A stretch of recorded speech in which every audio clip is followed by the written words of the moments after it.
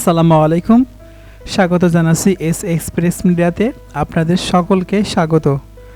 আজকের আমাদের আলোচনার বিষয় 2026 সালের এসএসসি পরীক্ষার্থী অ্যাকাউন্টিং বিভাগের ছাত্রীদের জন্য।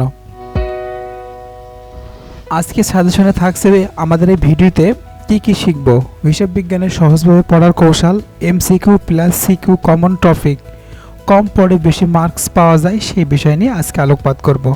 মার্ক ডিস্ট্রিবিউশন, এমসিকিউ 30 মার্ক থাকে আর সিকিউ থাকে 70 মার্ক। এটা পুরনো সিলেবাস অনুসারে, নতুন সিলেবাসের কোনো দিক নির্দেশন এখনও পাওয়া যায়নি। তবে 2026 সালের শিক্ষার্থীদের পুরনো সিলেবাসে পরীক্ষা হচ্ছে।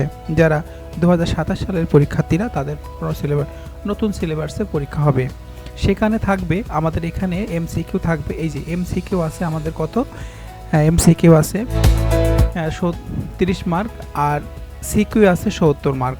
এই জায়গাটায় আমাদের একটা জিনিস থাকবে, 3টা ক্যাটাগরিতে বিভক্ত করা হয়েছে। এখানে আমাদের এমসিকিউ থাকবে ঠিকই 30 মার্ক, কিন্তু ছোট প্রশ্ন, যেটা ছোট প্রশ্ন থাকবে হচ্ছে 20 মার্ক। আর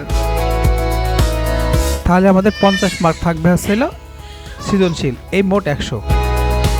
যারা পুরনো সিলেবাসে পরীক্ষা দেবে তাদের হচ্ছে এটা ঠিক আছে। গুরুত্বপূর্ণ অধ্যায় হিসাব বিজ্ঞানের পরিস্থিতি এমসিকিউর জন্য খুবই গুরুত্বপূর্ণ। লেনদেন, এটাও হচ্ছে আমাদের সিকিউ এমসিকিউ এবং দ্বৈত মানে দোতরফা দাখিলা 3 নম্বর অধ্যায়।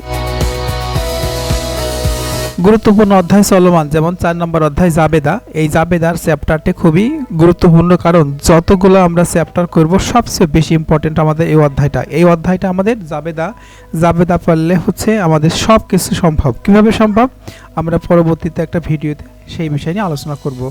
খতিয়ান, জাবেদা পারলে খুব ভালো মানের খতিয়ান পারা যাবে। ট্রায়াল ব্যালেন্স, এগুলো আমাদের ঠিক করতে পারবো। এই জন্য আমাদের সবসময় বেশি করতে হবে কি, জাবেদা। এই জাবেদা, তারপরে আর্থিক বিবরণী 8 নম্বর অধ্যায় সবচেয়ে গুরুত্বপূর্ণ। এই দুটো অধ্যায় সবচেয়ে বেশি গুরুত্বপূর্ণ।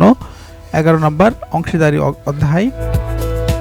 এমসিকিউ করার জন্য সবচেয়ে বড় বেশি ইম্পর্টেন্ট হচ্ছে ডেবিট ক্রেডিট নিয়ম, অ্যাসেট ও লায়াবিলিটিস, গ্রস প্রফিট এবং নেট প্রফিট, জার্নাল ও লেজার, ট্রায়াল ব্যালেন্স,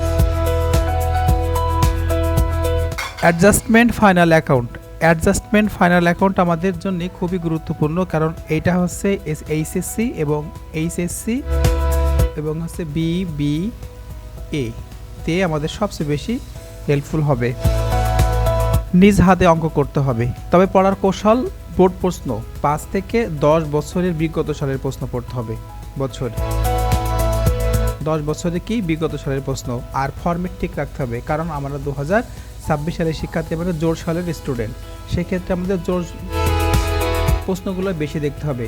নিয়ম মেনে পড়লে এ প্লাস অবশ্যই সম্ভব। কেন সম্ভব নয়? পৃথিবী মানুষ জয় করছে, আর আমরা এই সামান্য এসএসসি পরীক্ষাতে প্লাস পাবো না, এটা কল্পনীয় না?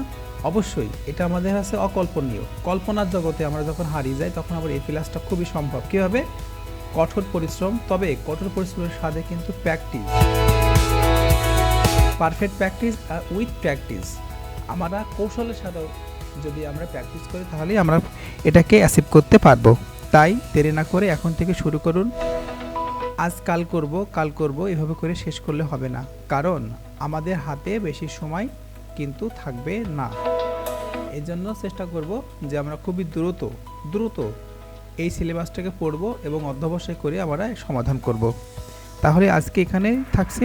নেক্সট কোন এপিসোডে আপনাদের মাঝে হিসাব বিজ্ঞান নিয়ে আমি নতুন একটা এপিসোডে আমাদের কিভাবে কোন অধ্যায়টা কতটুকু করলে সমাধান করতে পারবো খুব দ্রুত সেই বিষয় নিয়ে আলোকপাত করব। ভালো থাকবেন, সুস্থ থাকবেন, আর আমাদের চ্যানেলটি সাবস্ক্রাইব করবেন, কারণ নতুন ভিডিও নিয়ে আমরা আপনাদের মাঝে উপস্থিত হব।